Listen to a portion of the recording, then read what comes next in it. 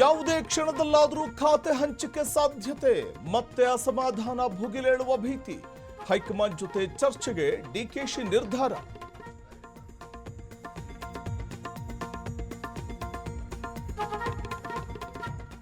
Budget ನೀವೇ ಮಂಡಿಸಿ, ಹಣಕಾಸು ಖಾತೆ ನನಗೇ ಕೊಡಿ. ಆರ್ಥಿಕ ಇಲಾಖೆ ಮೇಲೆ ರಾಯರೆಡ್ಡಿ ಕಣ್ಣು. ಜನಸಂಪರ್ಕ ಖಾತೆ ಕಾಶಪ್ಪನವರ್ ಪಟ್ಟು.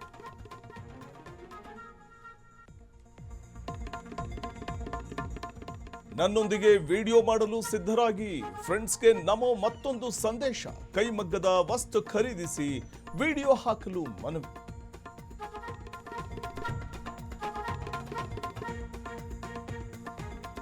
ಮೆಟ್ರೋ ಪ್ರಯಾಣಿಕರ ಗಮನಕ್ಕೆ, ಹಸಿರು ಮಾರ್ಗದಲ್ಲಿ ಇಂದು ಬದಲಾವಣೆ. ಯಶವಂತಪುರ ಮಾದಾವರ ಸಂಚಾರದಲ್ಲಿ ವ್ಯತ್ಯಯ.